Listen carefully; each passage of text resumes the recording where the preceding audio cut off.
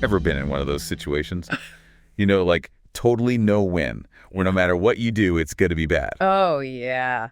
Talk about a rock and a hard place. Well, that's what we're diving into today. Joseph and Potiphar. Talk about high stakes, right? Right out of Genesis chapter 39. Ancient story, but man, the themes are so relevant even now. Absolutely. Power, temptation, what even I has truth, it's all there. Timeless stuff. Okay, so super quick recap. We've got Joseph.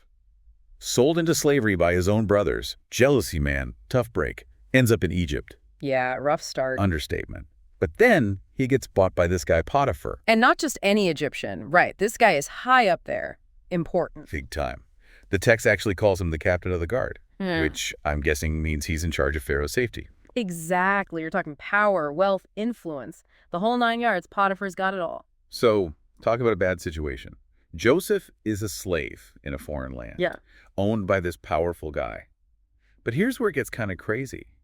Joseph, he starts doing really well. And I don't just mean getting by well. The text keeps saying, the Lord was with Joseph. Yeah. Like constantly. That's almost like a refrain, And it's interesting because it tells us a lot about how the ancient Israelites viewed success and failure. Totally. Like it wasn't just about luck or hard work. It was about divine favor. God was on Joseph's side. But it's not just that, right? Because Joseph is also shown to be super capable, like really good at his job. Oh, absolutely. He's smart, resourceful. He gets things done. So Potiphar puts him in charge of, like, everything, his whole house. Everything. Which, if you think about it, is kind of mind-blowing, right?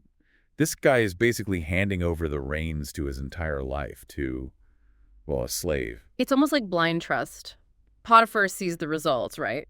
He sees that things are going well, but he doesn't really get the how behind it. He's just like, hey, if it works, it works. Which I guess is one way to be, but still. And that's where things take a turn. Enter Potiphar's wife, and she's got her own ideas about how things should go. Let's just say she notices Joseph, and not just in a, oh, he's a good worker kind of way. Yeah, the text isn't exactly subtle. She casts longing eyes on him. And it's not just looking. She makes it very, very clear that she's interested, like day after day. Talk about pressure. Joseph is in this impossible situation. Refuse her, and who knows what she'll do. Right. She's the boss's wife. But on the other hand, Joseph is a man of faith. He believes that giving in would be a huge sin against God. And this is where the story goes beyond just a simple temptation story, because it forces us to think about power. Who really has it, and what happens when it's abused? Because even though Joseph is doing well, he's still a slave. He has zero power in this situation. Exactly. He's completely at her mercy. So what does he do? He says no. He refuses her advances. Which is incredibly risky. And he explains why. It's not just about the earthly consequences, it's about his own sense of right and wrong. He even says, how can I do such a wicked thing and sin against God? He's drawing a line in the sand. And that's where things get really complicated. Because, well, Potiphar's wife, she does not handle rejection well. Not well at all. And she's not just upset, right? She's angry. And she's in a position to make life very difficult for Joseph. To put it mildly, so what does she do? She accuses him of assault. Of trying to force himself on her. The irony. It's unbelievable. And to really sell it, she uses a piece of his clothing as proof. Wow. Talk about cold-blooded. It makes you wonder, what was going through her mind? Was it just anger?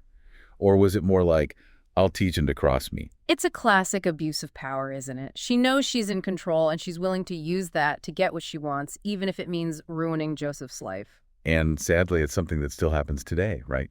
False accusations, especially when there's a power imbalance, can have devastating consequences. Absolutely. It's a reminder that even though we've come a long way, we still have work to do when it comes to justice and equality. So what happens next? Well, Potiphar hears his wife's story, and he believes her, without question. Which is both understandable, given the social norms of the time, and incredibly frustrating. Joseph, a slave and a foreigner, has no voice in this situation. His word means nothing against hers. It's a stark reminder of how easily power can be used to silence and discredit those who are already marginalized. And the consequences for Joseph? Brutal. Brutal. Potiphar throws him in prison. No trial, no chance to defend himself. It just goes to show you, justice isn't always blind, is it? Unfortunately not. Sometimes it's blind to the truth and influenced by prejudice and self-preservation. So, there you have it. Joseph, innocent, falsely accused, thrown in prison. You'd think that's the end of the story, right? Wrong. Right. Even in prison, Even after all that, that phrase pops up again. The Lord was with Joseph. It's incredible, isn't it? Even in the darkest of circumstances, the text reminds us that Joseph hasn't been forgotten. And it's not just about divine intervention either. Joseph, true to form, he starts to thrive, even in prison. It's almost like he has this inner strength, this resilience, that allows him to navigate even the most impossible situations. He gains the trust of the warden, eventually becomes responsible for the other prisoners. It's pretty amazing when you think about it. This guy just can't be kept down. It makes you wonder, what was it about Joseph? Was it faith, sheer willpower, or maybe just an ability to connect with people, even in the most unlikely places? It's a question worth thinking about.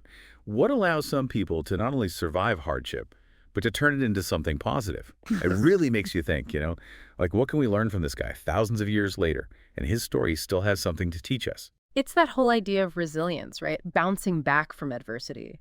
Not just surviving it, but actually growing from it. And not just growing in a vague sense. Joseph, he ends up in a position of authority, even in prison. It's kind of mind-blowing. It really is. It speaks to that inner strength we were talking about. The ability to find purpose and meaning, even when it seems like all hope is lost. Which makes you wonder about the whole justice thing, Is simply enduring hardship enough? Does it make it all okay? That's the million-dollar question, isn't it? And it's something that people have grappled with for centuries. Why do bad things happen to good people? Where's the fairness in that? And in some ways, this story doesn't really give us an answer, does it? Like, we know how it ends. Spoiler alert, Joseph gets out of prison. In a big way. Right. He goes on to do incredible things. But this part of the story, it leaves us hanging a bit, doesn't it? It does. We see him in prison, falsely accused, and it just feels wrong. It feels unresolved. And maybe that's the point.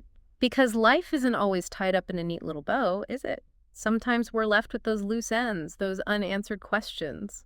And maybe it's okay to sit with that discomfort for a while. To resist the urge to jump to a happy ending.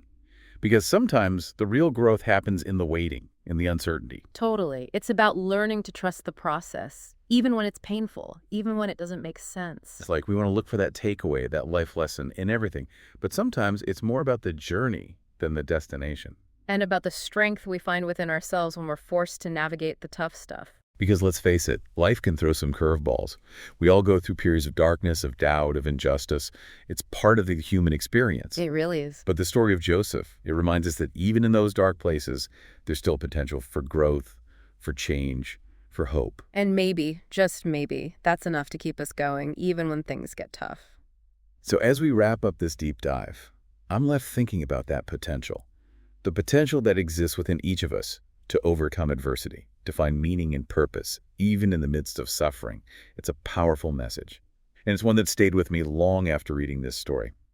Thanks for joining us for this deep dive into the story of Joseph and Potiphar. It's a story that's challenged us, inspired us, and left us with plenty to think about. Until next time, keep exploring, keep questioning, and keep diving deep into the stories that shape our lives.